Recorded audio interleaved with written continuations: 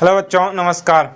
आज हम आपके लिए जो है यह तीसरा क्लास लेकर आए हैं। आपदा प्रबंधन का यह तीसरा क्लास है। इससे पहले मैंने ऑलरेडी जो है 2 क्लास जो है बना रखा है, जिसमें सबसे पहले क्लास में हमने जो है आपदा प्रबंधन क्या है उसके बारे में जो है जाना था। साथ ही दूसरे क्लास में जो है हमने स्पेशल बाढ़ के बारे में जो है जाना था। आज यह तीसरा क्लास जो है सुखाड़ को लेकर है कि सुखाड़ क्या होता है, साथ ही उससे संबंधित प्रश्नों को जो है हम देखेंगे। तो चलिए स्टार्ट करते हैं कि सुखाड़ क्या होता है।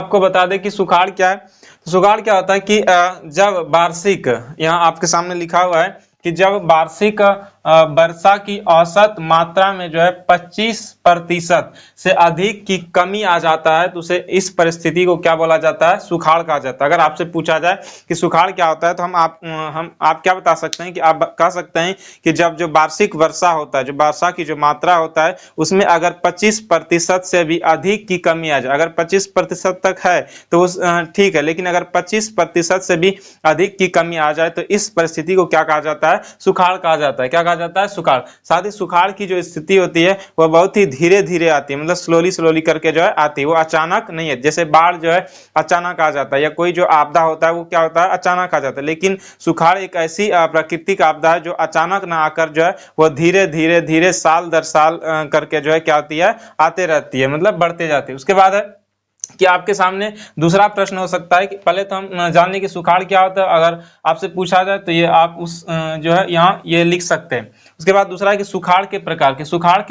जो है कौन कौन से। तो सामान्यतः सुखाड़ के जो है 3 प्रकार हैं। कितने प्रकार है, 3 प्रकार। सबसे पहला प्रकार है सामान्य सुखाड़। सामान्य सुखाड़ यह जो है बहुत काफी कम समय के लिए होता है, यह लगभग जो है 2 से 3 माह का जो है हो सकता है। इसमें आप देखते हैं कि अधिकतर जो है जो भूमिगत जल होते हैं उनकी जो स्रोतें होती है वो कभी कभी जो है नीचे चली जाती है। तो ऐसे सुखाड़ को हम क्या बोलते हैं, सामान्य सुखाड़। दूसरा सुखाड़ है कृषि सुखाड़। यह कृषि सुखाड़ जो कृषि, जिसमें क्या होता है कि इस सुखाड़ में जो है अधिकतर कौन प्रभावित होता है, तो फसल क्या होता है, प्रभावित होता है। साथ ही यह सुखाड़ जो है जल के अभाव में होता है, जल के अभाव में। अगर आपसे पूछा जाए कि कृषि सुखाड़ जो है किस कारण होता है तो आपको बताना है कि जल के अभाव में क्या होता है, कृषि सुखाड़ होता है। अगर वहीं साथ ही अगर आपसे पूछा जाए कि सबसे खतरनाक सुखाड़ कौन सा होता है तो आपको बताना है कि कृषि सुखाड़ जो है सबसे क्या होता है, खतरनाक सुखाड़ होता है। मतलब तीनों सुखाड़ों में से सबसे खतरनाक सुखाड़ कौन सा होता है, तो कृषि सुखाड़ जो है सामान्यतः सबसे क्या होता है, खतरनाक। वहीं मौसमी सुखाड़, कि जब मौसमी सुखाड़ मतलब जैसे बरसात के दिनों में वर्षा का ना पड़ना जिस कारण जल की कमी हो जाना, तो ऐसी परिस्थिति को हम क्या बोलते हैं, मौसमी सुखाड़। तो अगर आपसे पूछा जाए कि सुखाड़ के प्रकार कौन कौन से, तो आपको क्या बताना है, सुखाड़ के 3 प्रकार, जिसमें सामान्य सुखाड़, कृषि सुखाड़ और क्या है, मौसमी सुखाड़। अगर आपसे ऑब्जेक्टिव के तौर पे अगर आपसे पूछा जाता है कि ऑब्जेक्टिव के तौर पे जो है कौन सा सुखाड़ जो है समानता सबसे ज्यादा खतरनाक होता है, तो आपको बताना है कि कृषि सुखाड़ जो है सबसे ज्यादा क्या होता है, खतरनाक। वही कृषि सुखाड़ जो है किस कारण होता है, तो आपको बताना है कि जल के अभाव में कौन सा सुखाड़ होता है, कृषि सुखाड़ होता है। वही मौसमी सुखाड़। यह आपसे पूछा जाए कि सुखाड़ के कितने प्रकार हैं, तो आपको क्या बताना है कि सामान्यतः सुखाड़ के जो है 3 प्रकार होते हैं। वहीं अब हमने देखना है कि सुखाड़ से होने वाली हानियां या प्रभाव क्या क्या है। तो सुखाड़ से होने वाली हानियां या प्रभाव जो है निम्नलिखित है। सुखाड़ जो सूखा होता है, सूखे से जो है सामान्यतः जो है जो आम लोग होते हैं, आम लोगों के सामने जो है 3 बड़ी समस्या क्या होता है, उत्पन्न होता है। वो 3 बड़ी समस्या क्या है, तो सबसे पहला समस्या है कि फसल ना लगना। अगर सुखाड़ होगा तो जल नहीं रहेगा, जल की कमी में हम क्या कर सकते हैं, फसल जो है नहीं लगा सकते। साथ ही फसल नहीं लगेगा तो हमारे सामने दूसरा समस्या इसी में उत्पन्न हो सकता है कि हमारे सामने जो है खाद्यान्न, जो खाद्य पदार्थ है उनकी क्या आ जाएंगी, कमियां हो जाएंगी। तो फसल ना लगना या खाद्यान्न की क्या आ जाना, कमी आ जाना। उसके बाद हमारे सामने दूसरी समस्या जो है पेयजल को लेकर आएगा। सबसे बड़ी समस्या किसको लेकर आएगा,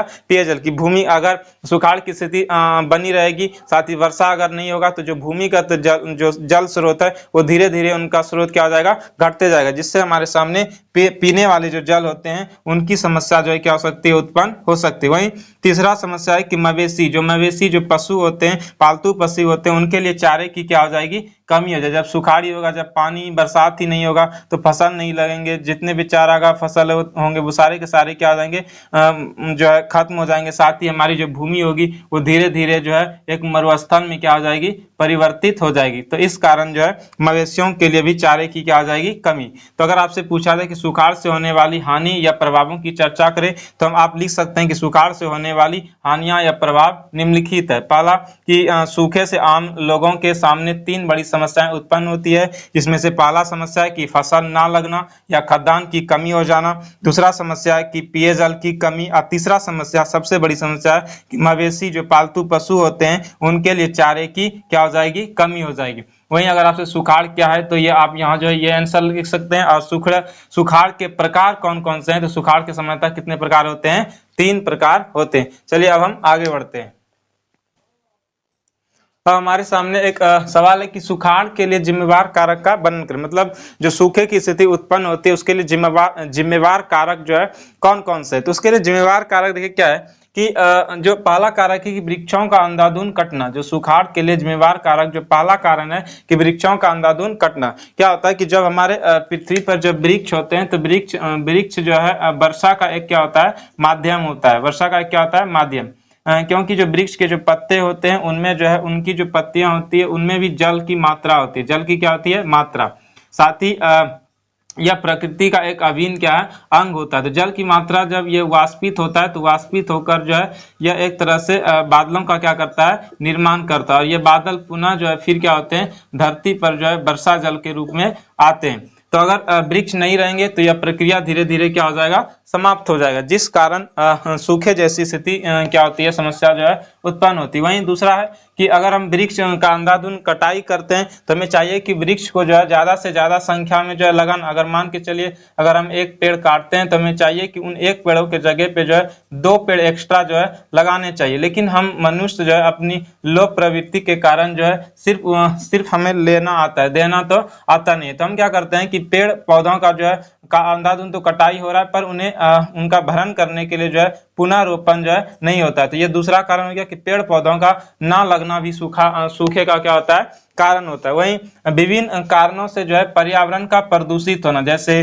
जल का प्रदूषण होना या हमारे द्वारा उपयोग किए जाने वाले वाहन से निकलने वाले हानिकारक गैसें या हानिकारक जो धुआं होता है जिसमें खतरनाक से खतरनाक गैसें होते हैं जो पर्यावरण को क्या करती हैं, प्रदूषित करती थी, जिन कारणों से हमारा तापमान क्या हो जाता है, बढ़ जाता है। तापमान में वृद्धि होने के कारण जो मिट्टी की जो नमी होती है वो धीरे धीरे क्या हो जाती है, समाप्त हो जाती है, जिस कारण सूखे जैसी स्थिति क्या होती है, उत्पन्न होती है। तो तीसरा कारण हो गया कि विभिन्न कारणों से जो है पर्यावरण का प्रदूषित होना। और जैसे ही पर्यावरण प्रदूषित होता है तो भूमि का तापमान क्या हो जाता है, बढ़ जाता है। और भूमि का तापमान बढ़ता है तो मिट्टी की नमी धीरे धीरे क्या हो जाती है, समाप्त होने लगती है। मतलब मिट्टी में जो जल की उपस्थिति होती है वो धीरे धीरे समाप्त होने लगती है और वो जो है धीरे धीरे सूख कर जो है एक जो है सूखे की स्थिति क्या कर देती है, उत्पन्न कर देती है। वहीं अगर पांचवा कारण देखा जाए तो वर्षा जल का संग्रहण ना करना। वर्षा जल संग्रहण मतलब हम लोग क्या है, वर्षा जल को जो है जमा कर भी जो है नहीं रखते। उसके बाद हमारा छठा कारण हो जाता है कि बेमौसम का वर्षा होना। बेमौसम बरसात भी है, सूखे का क्या बनता है, स्थिति। तो अगर आपसे पूछा जाए कि सुखाड़ के लिए जिम्मेवार कारक का जो है वर्णन करें तो हम पहली बात बताएंगे कि वृक्षों का अंधाधुंध कटना। दूसरा है कि पेड़ पौधों का जो है ना लगना भी क्या कहलाता है, सुखाड़ का जो है कारण बनता है। उसके बाद तीसरा है कि विभिन्न कारणों से पर्यावरण का प्रदूषित होना। साथ ही चौथा कारण हो जाता है कि भूमि के तापमान में वृद्धि भी जो है सूखे की क्या करते हैं, स्थिति को जो है उत्पन्न करता है। वहीं अगर आपसे पूछा जाए कि वर्षा जल का संग्रहण करना भी जो है ना करना भी सूखे की स्थिति को जो है समस्या उत्पन्न करती है। उसके बाद छठा कारण है कि बेमौसम का बरसात होना भी जो है सूखे की स्थिति को क्या करती है, उत्पन्न करती है।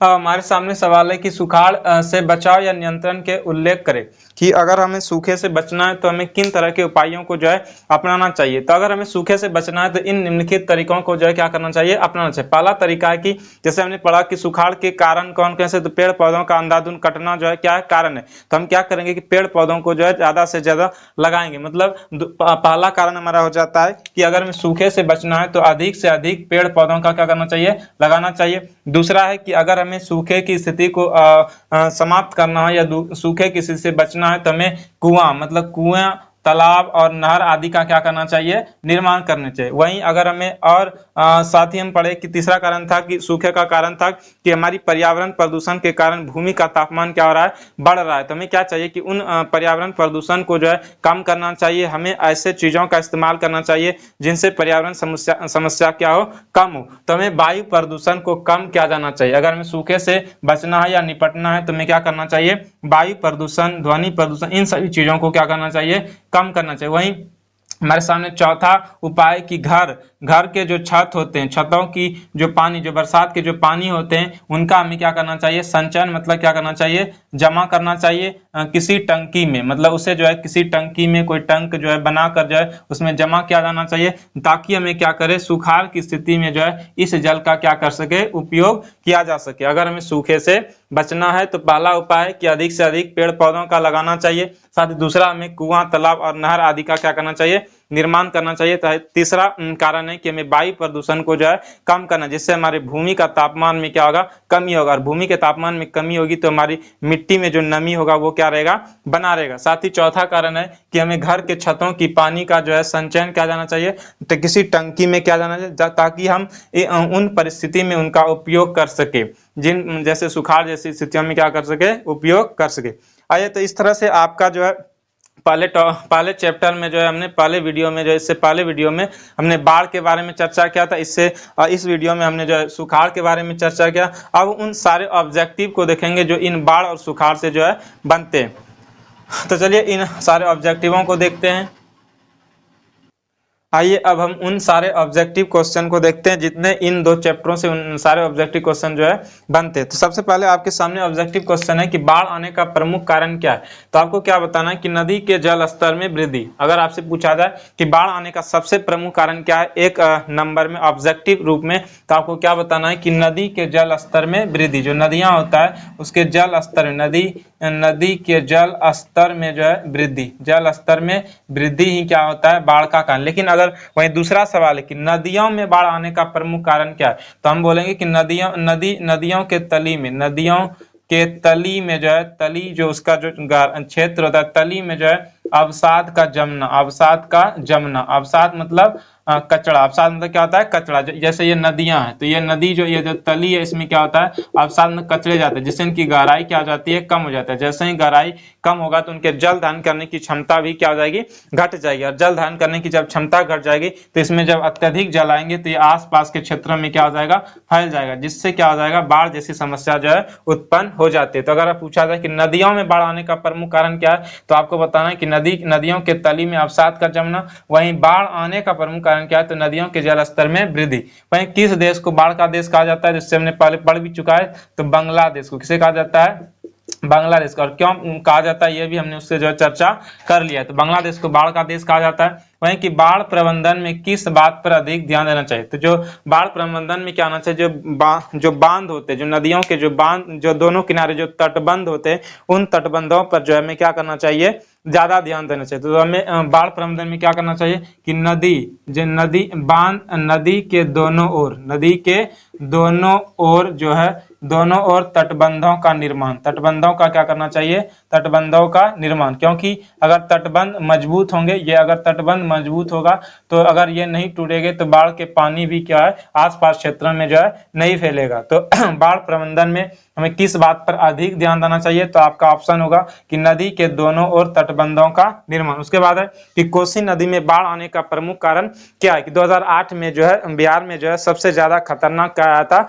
बाढ़ आया था। तो उसमें क्या हुआ था कि कोसी नदी के आसपास जो है एक बांध है जिसका नाम है कुसहा तटबंध, कुसहा तटबंध। ये कुसहा तटबंध क्या हो गया था, टूट गया था। कुसहा तटबंध का टूटना, कुसहा तटबंध का टूटना। अगर आपसे पूछा जाए कि कोसी नदी में बाढ़ आने का प्रमुख कारण क्या है, तो आपको क्या बताना है कि कुसहा तटबंध का टूटना। वहीं बिहार का कौन सा क्षेत्र जो है बाढ़ग्रस्त क्षेत्र कहलाता है, तो उत्तरी बिहार। अगर आपसे पूछा जाए कि बिहार का कौन सा क्षेत्र जो है बाढ़ग्रस्त क्षेत्र कहलाता है, तो उत्तरी बिहार को क्या कहा जाता है, बाढ़ग्रस्त क्षेत्र कहा जाता है। वहीं अगर आपसे पूछा जाए किस नदी को बिहार का शोक कहा जाता है, तो ये हम पहले भी ये पढ़ चुके हैं कि कोसी नदी को। उसके बाद पश्चिम बंगाल का दामोदर नदी को, असम का जो है ब्रह्मपुत्र नदी को, उड़ीसा का जो है महानदी को, उसके बाद आंध्र प्रदेश का जो है कृष्णा और कावेरी को, इस तरह से गुजरात का नर्मदा का, गुजरात का जो शोक है वो नर्मदा नदी को। वहीं बाढ़ क्या है, तो आपसे बताना है कि प्राकृतिक आपदा। बाढ़ कैसे ही आपदा है, प्राकृतिक आपदा। बाढ़ कैसी आपदा है, प्राकृतिक। वहीं बाढ़ से सबसे अधिक हानि होता है, तो किसको किसको होता है,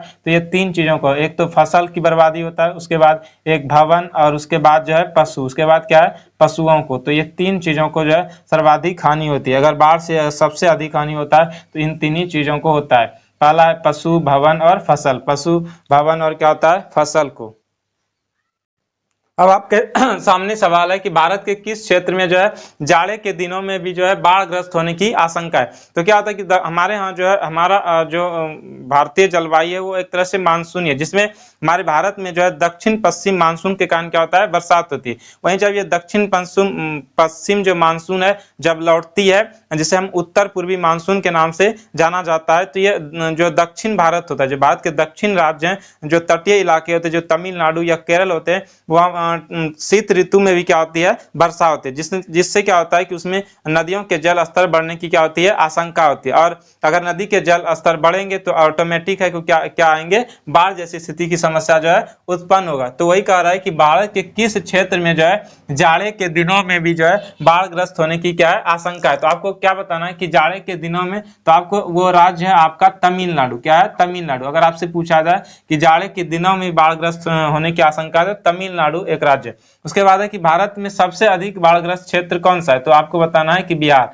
बिहार जो है भारत में सबसे क्या है, अधिक बाढ़ग्रस्त क्षेत्र है। वहीं अगर आपसे पूछा जाए कि बिहार के कितने जिलों में आपात कार्रवाई केंद्र स्थापित करने की जो है योजना है, तो 38 जिला। जितना भी 38 आपको पता भी होगा कि बिहार में जो है कुल कितने जिले हैं, तो 38 जिला। उसके बाद है कि सूखा किस प्रकार की आपदा है, तो सूखा एक प्राकृतिक आपदा है। ये हर कोई जानता है कि सूखा एक ऐसा आपदा है, प्राकृतिक आपदा। वहीं अब हम दूसरे सवाल में बात करें तो सूखे की स्थिति किस प्रकार आती है, तो ये पहले भी हम बता चुके कि धीरे धीरे। सूखे की स्थिति कैसे आती है, धीरे धीरे, स्लोली स्लोली। उसके बाद है सूखे के लिए जिम्मेवार कारक है, तो वर्षा की कमी। वर्षा की कमी, अगर आपसे पूछा जाए कि सूखे के लिए जिम्मेवार कारक है, तो वर्षा की कमी, मतलब सूखा का प्रमुख मुख्य कारक क्या है, तो वर्षा जल का कमी। वर्षा जल का क्या है, कमी। वही है कि सूखे से बचाव का मुख्य तरीका है, तो वर्षा जल का संग्रहण। अगर हमें सूखे से बचना है तो हमें क्या करना पड़ेगा कि वर्षा जल का जो है संग्रहण, वर्षा जल का संग्रहण करना पड़ेगा। उसके बाद है कि इनमें से कौन भारत का सूखा क्षेत्र माना जाता है, मतलब इस तरह से आपके सामने एक सवाल आ सकता है कि इनमें से कौन जो है भारत का एक सूखा क्षेत्र माना जाता है। तो भारत का आपको पता होगा कि भारत में एक ऐसा क्षेत्र जिसे मरुस्थलीय इलाका के नाम से भी जाना जाता है, वो है राजस्थान प्रदेश, जिसमें राजस्थान का जो पूर्वी क्षेत्र है वो एक क्या माना जाता है, भारत का सबसे सूखा क्षेत्र माना जाता है, पूर्वी क्षेत्र। तो अगर आपसे पूछा जाए कि भारत का ऐसा कौन सा राज्य मतलब क्षेत्र है जिसे सूखा क्षेत्र माना जाता है, तो राजस्थान का पूर्वी राजस्थान, पूर्वी क्षेत्र नहीं, पूर्वी राजस्थान बताना है। पूर्वी जो राजस्थान का जो पूर्वी इलाका है वह जो है भारत का क्या कहलाता है, सूखा क्षेत्र कहलाता है। थैंक यू, धन्यवाद। कि अगर आपको यह क्लास जो है समझ में आया होगा, साथ ही यह काफी पसंद भी आया होगा। अगर आपको पसंद आता है तो कमेंट बॉक्स में कमेंट जरूर करें। धन्यवाद।